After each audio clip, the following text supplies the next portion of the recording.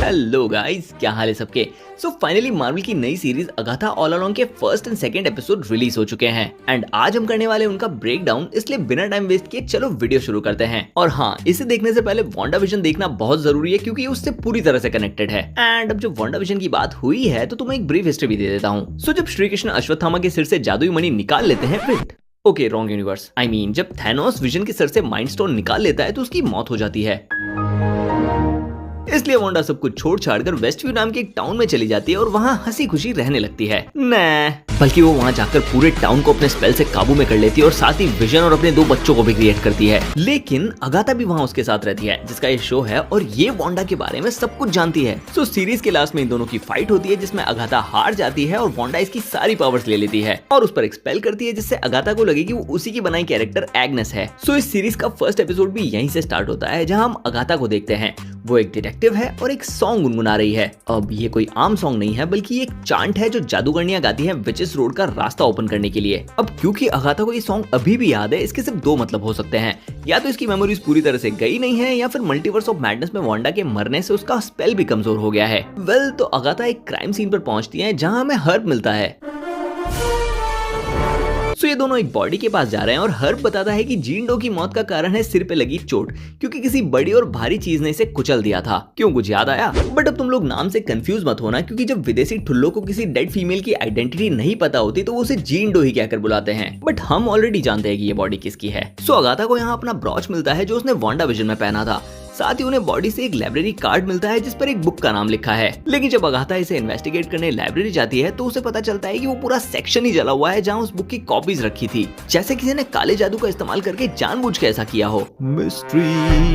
But जब वो police station पहुंचती है तो फिल उसे बताता है कि बॉडी के नाखून से मिट्टी के सैंपल मिले हैं जो यहाँ के नहीं बल्कि ईस्टर्न यूरोप के हैं। और मैं तुम्हें बता दूं कि माउंट वंडागोर भी वहीं पर है। लेकिन अब क्योंकि बात इंटरनेशनल लेवल पर जा चुकी है तो इंटरनेशनल ठुल्ले भी इन्वॉल्व होंगे। आई मीन FBI, इन्हें हर जगह अपनी टांग घुसानी है। खैर, तो यहाँ में विडेल नाम की एक नई कैरेक्टर इंट्रोड्यूस की जाती है जो कि कॉमिक्स में एग्जिस्ट नहीं करती, बट ये डेफिनेटली जानती है कि अगाथा कौन है और वो एक स्पेल के अंडर है। इसलिए वो उसे इस इल्यूजन से बाहर निकालने के लिए कुछ चीजें कहती है लेकिन कुछ भी काम नहीं करता। खैर, तो फिर अगाथा उस ब्रॉच को लेकर नॉर्म के पास जाती है जो उसे बताता है कि ये असल में एक लॉकेट है जो कि लेट 17th सेंचुरी से बिलोंग करता है और इसके अंदर किसी के बाल हैं। लेकिन फिर एक इंटरेस्टिंग चीज होती है। जब अगाथा उस मर्डर मिस्ट्री को सॉल्व करने में लगी होती है तब उस बुक का नाम देखते हैं जिसे लेने वो लाइब्रेरी गई थी। सो बुक का नाम है dialogue and rhetoric non history of learning and debate और इसके नाम के इनिशियल्स को मिलाकर डार्क होल्ड बनता है। मतलब समझ रहे हो दया? कुछ तो गड़बड़ है, कुछ तो गड़बड़ है। फिर अगाथा अपने घर चली जाती है और यहाँ में निकोलस स्क्रैच का एक रेफरेंस दिया जाता है। सो ये कॉमिक्स में अगाथा का बेटा होता है और मैं तुम्हें बता दूं कि ये हरामजादा एक नंबर का कपूत है। बाद में अगाथा के घर में एक बच्चा चोरी करता है जिसे अगाथा पकड़ लेती है। अब हमें इसका नाम तो नहीं पता चलता क्योंकि ये स्पेल बाउंड है, इसलिए अगाथा इसे टीन कहकर बुलाती है। फिर अगाथा उसे इंटेरोगेट करती है तो टीन रोड का जिक्र करता है, लेकिन अगाथा को नहीं पता कि वो किस बारे में बात कर रहा है। बट यहाँ वांडा का स्पेल धीरे धीरे टूटने लगा है क्योंकि पहले बॉडी की फोटोज फूल पत्तियों में बदल जाती है और फिर वो मिरर जहाँ विडेल खड़ी है वो एक पेंटिंग में चेंज हो जाता है, जिससे अगाथा को लगता है कि उसके साथ कुछ केमिकल लोचा हो गया है। इसलिए वो बॉडी चेक करने जाती है जहां पहले तो कुछ नहीं होता, लेकिन जब वो अपनी आंखें बंद करती है तो वहां पर अचानक एक बॉडी आ जाती है जिसके टो पर वही लाइब्रेरी लॉग लगा है और उस पर लिखा है W मैक्सिमॉफ, यानी वांडा मैक्सिमॉफ। बस इसी की देरी थी और वांडा का स्पेल पूरी तरह से टूटने लगता है और अगाथा एक एक करके अपने सारे कपड़े उतार देती है, क्वाइट लिटरली, और खुद को अपने घर में पाती है जहां उसे पता चलता है कि वो स्पेल में 3 सालों से ट्रैप है। ऊपर से वो अपनी पावर्स भी यूज नहीं कर सकती।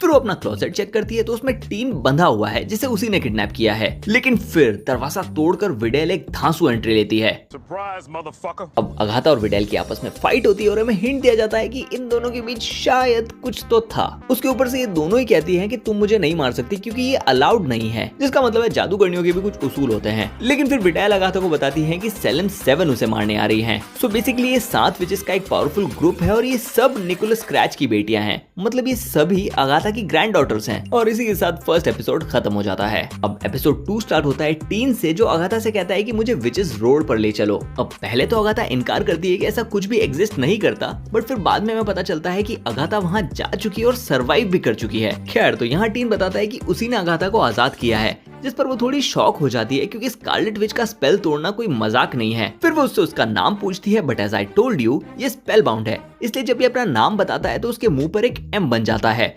अब शायद ये मेफिस्टो हो सकता है।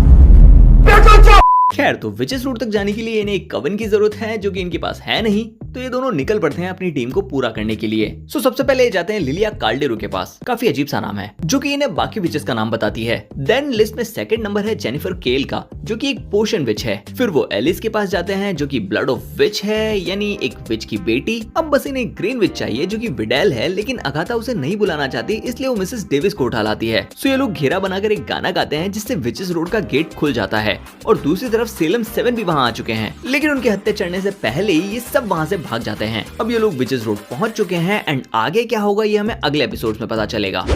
बस आज के लिए इतना ही। अब तुम्हारे इन एपिसोड्स को लेकर क्या ओपिनियंस है मुझे कमेंट्स में जरूर बताओ। इसके अलावा अगर तुम्हें ये वीडियो अच्छी लगी हो तो इसे लाइक करो, अपने दोस्तों के साथ शेयर करो। ऐसी और वीडियोस देखने के लिए चैनल को सब्सक्राइब करो। अब मैं तुमसे मिलता हूँ अगली वीडियो में, तब तक के लिए बाय।